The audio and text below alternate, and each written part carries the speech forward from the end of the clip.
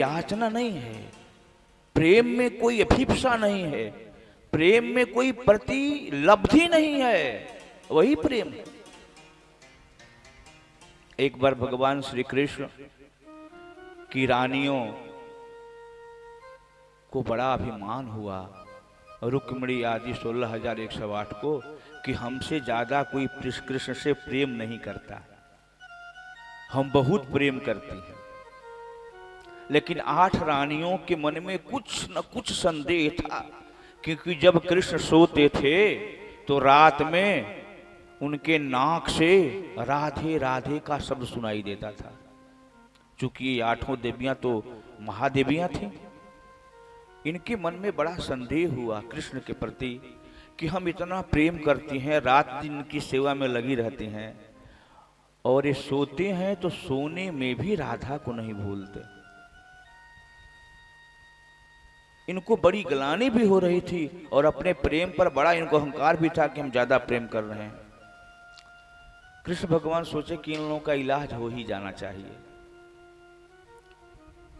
एक दिन रुक्मिणी जी भोजन लाई, बोले कि खाने की इच्छा नहीं है, तबीयत ठीक नहीं है। 3-4 दिन बीत गए बिना खाए हुए। वसुदेव जी आए, देवकी जी आई, बलराम जी आए। रोग गहरा होता जा रहा है, भयंकर होता जा रहा है, ठीक लेने का नाम नहीं है, मुख म्लान होता जा रहा है। अब पानी पीते थे, पानी भी पीना बंद कर दिए। तब नारद जी को बुलाया गया। नारद जी आए तो बोले कि तखलिया, तखलिया का मतलब समझ रहे हैं, ये उर्दू का शब्द है। तखलिया मतलब एकांत, हमारे यहां बोलता कि एकांत। सब लोग चले गए तो मुस्कुरा कर बोले कि बीमारी भीतर की है कि बीमारी बाहर की है, क्योंकि बाहर के बीमारी का अलग इलाज होता है और भीतर की बीमारी का अलग इलाज होता है। तो बोले कि नहीं, बीमारी भीतर की है। बोले कि तब तो भीतर के भक्तों को ढूंढना पड़ेगा। बोले हाँ, भगवान जब बीमार भी होते हैं तो उनका इलाज उनके भक्तों से ही होता है। जब बीमारी भीतर से शुरू होती है तो भीतर वाले भक्तों को ढूंढा जाता है, और जब बीमारी बाहर से शुरू होती है तो बाहर वाले भक्तों को ढूंढा जाता है। बाहर वाले भक्त हैं रावण, कंस, कुंभकर्ण, मेघनाद, ये बाहर के भक्त हैं। और भीतर के भक्त हैं वशिष्ठ जी, विश्वामित्र जी, नारद जी आदि आदि, ये भीतर के भक्त हैं।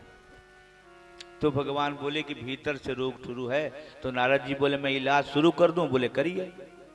नारद जी सब रानियों को बुलाए, 16,108 सुनिया जा, तो हम लोगन लाए कि काम हो रहा अभी बहुत कहलू जा कि हम तरुआ के बड़ा मानीला। सुनिया जा मानला के मतलब का है, समझिए जा, ध्यान लगा के हम तो प्रयास करब कि सरल से सरल भाषा में समझाई। तो नारद जी बोले भगवान की पत्नियों से कि आप लोग भगवान से कितना प्रेम करती हैं?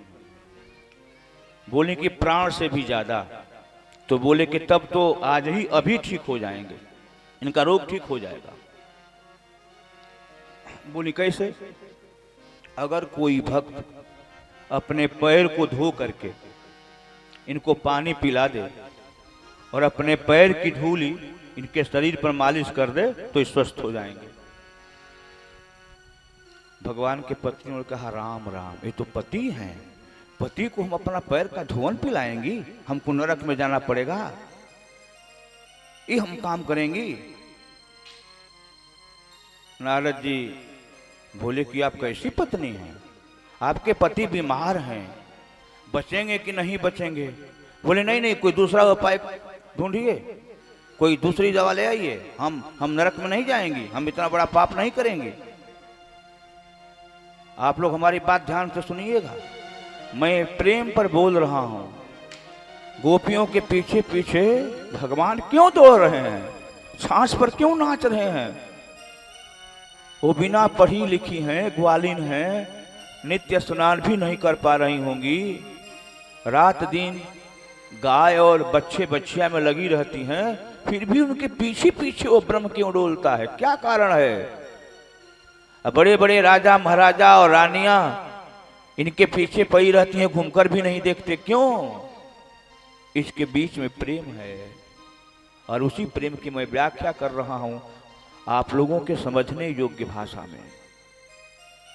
नारद जी बोले द्वारिकाधीश से कि ये लोग नरक में जाना नहीं चाहती। बोले तब हमको मर जाने दो नारद, अब जीने से क्या लाभ। जिसकी 16,108 पत्नियां हो और उसका अकेले पति बीमार हो और उसका रोग केवल उसके पैर के धोने के पीने मात्र से ही ठीक होता हो, फिर भी कोई देने को तैयार नहीं है, तो दुनिया में जीने का क्या लाभ। तो नारद जी बोले मैं और किसी को ढूंढूं। बोले अगर तुम्हारी इच्छा है कि मैं और दिनों तक जीऊं तो ढूंढ लो। नारद जी आए वृंदावन में। एक जगह गोपियां बैठी हुई थी, कृष्ण के विरह में रो रही थी। मेरा कन्हैया कैसा होगा। मथुरा गया तो बोला था कि परसों आ जाएंगे, बरसों बीत गए अभी आया नहीं। अब तो द्वारिका का धीश है, उसकी रानियां उसकी सेवा करती होंगी कि नहीं करती होंगी।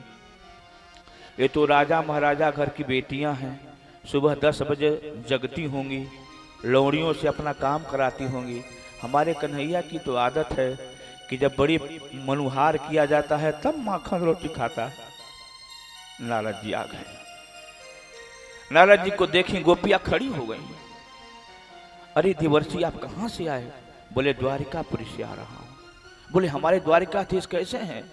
तो बोले कि द्वारिका में सब कुछ ठीक ठाक है, राजकाज बढ़िया चल रहा है। गोपियां बोली द्वारिका की बात नहीं, हम द्वारिकाधीश की बात पूछ रही हैं, वो कैसे हैं। नारद जी बोले कि बड़ा बड़ा साम्राज्य है, बड़े बड़े राजा महाराजा वहां जाते हैं, उनके चरणों में अपना अपना मुकुट नवाते हैं।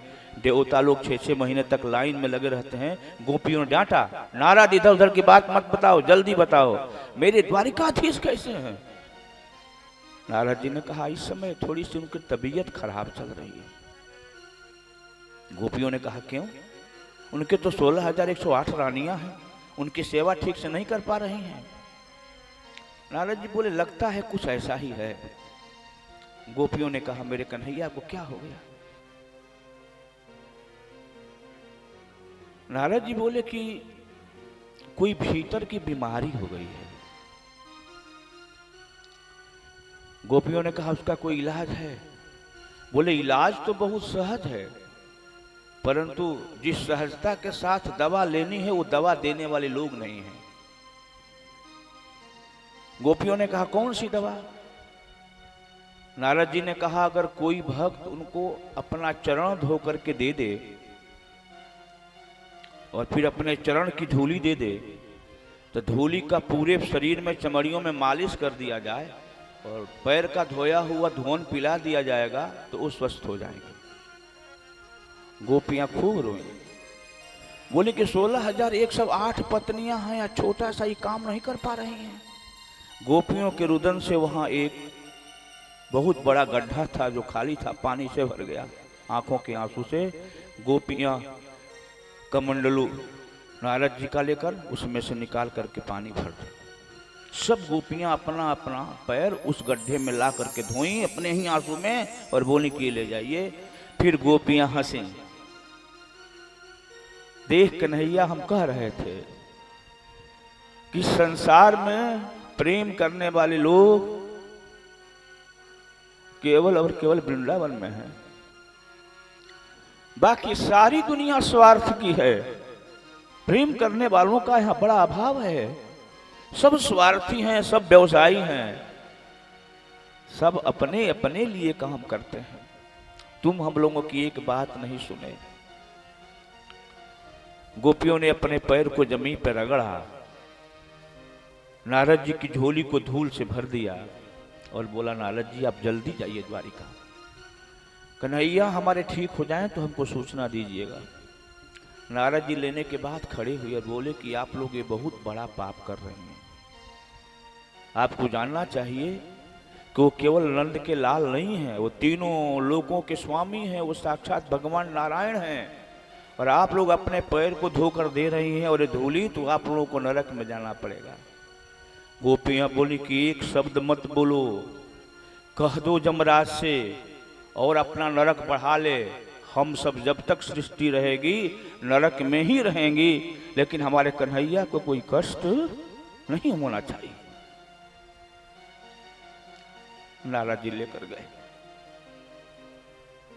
कृष्ण को पिलाया गया, शरीर में गोपियों के पैर के धूल की मालिश की गई, वो स्वस्थ हो गए। नारद जी चले गए द्वारिका से वृंदावन आए, गोपियों को बता दिए कि वो स्वस्थ हो गए। सायंकाल में भगवान ने अपने 16,108 रानियों को बुलाया और बोला कि तुम लोगों के मन में जो कुछ भी चल रहा था कि तुम लोग मुझसे प्रेम कर रही हो, इसका उत्तर तुम लोगों को मिल गया। सभी रानियां चरणों में गिर गईं, क्षमा याचना की। प्रेम यह है जहां उसके बदले में कुछ याचना नहीं होती, और जहां उसके बदले में कुछ प्रति प्राप्ति है। हम इतना प्रेम करते हैं तो आप हमारे लिए क्या करते हैं? तो वह प्रेम नहीं है, वह प्रेम का व्यवसाय है, अथवा वह प्रेम वासना है। प्रेम में केवल उपासना होती है, वो भी निष्काम। तो गोपियां निष्काम उपासना